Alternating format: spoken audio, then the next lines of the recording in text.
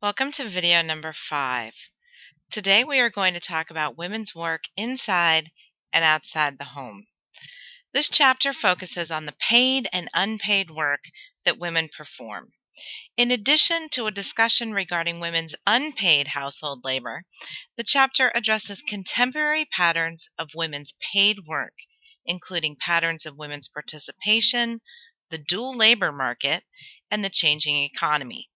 These sections focus on the horizontal and vertical segregation and answer the question, why, after legal changes to address equal pay for equal work, women on average still earn less than men. Let's first consider the topic of domestic work. Domestic work is defined as work that services the economy, yet the person performing this work does not receive compensation. Individual families work out the division of labor. And when women marry, they gain 14 hours of additional domestic work, whereas men only gain about 90 minutes.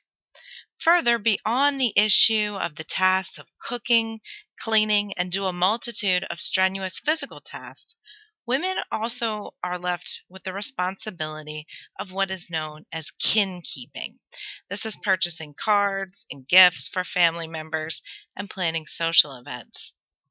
I would like to point out a few key legislative aspects, including the Equal Pay Act of 1963, which protects women and men who perform equal work in the same establishment from sex-based wage discrimination.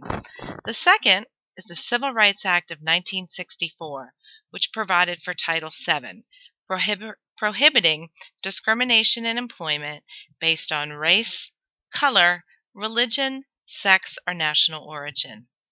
The Civil Rights Act was subsequently expanded in 1976 to include prohibitions against discrimination of women based on pregnancy. The readings contained in this chapter include The Politics of Housework, A Brief History of the Working Woman, The Power Plays, addressing ways that corporate America uses to keep women out of the highest levels of the Chief Executive Officer suite, and The Approaches of the Women's Movement Against Sexual Harassment. Yet despite all of these actions by activists and feminists and legislative public policy enhancements, the pay for women still ranks at 82 cents for every male dollar earned. That can lead to hundreds of thousands of dollars in inequity throughout a lifetime. As you complete this chapter, please consider what it means to you to make less than your male counterpart holding the same job. I encourage you to read the supplemental materials posted on the blog from the American Association of University Women regarding pay inequities. The second chapter we explore in this section is Chapter 10, Addressing Violence Against Women. This chapter focuses on the issue of violence and the ways that women can resist it. It analyzes the political context in which violence occurs, centering on male domination, misogyny, and other systems of inequity and privilege. The chapter discusses violence against women as a systemic condition in patriarchal societies worldwide and focuses on rape, battering, and physical abuse. You will learn more about the Violence Against Women Act of 1994, aimed at improving the reporting rates of violence by removing an attitude of blaming the victim and shedding law enforcement light onto the problem and specific situations. You will also learn more about the issue of stalking, a condition that 3.4 million people face each year.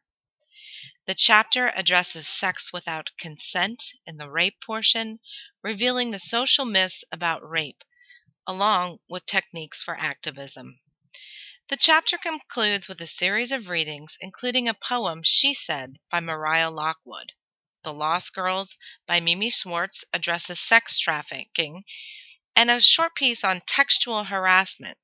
There are several other articles devoted to the global conditions of women facing violent situations. As we conclude this chapter, I ask you to consider previous chapters that we've read in this book on sex, power, and intimacy, and consider how the status of women is influenced by domestic violence, rape, and human trafficking. Thank you.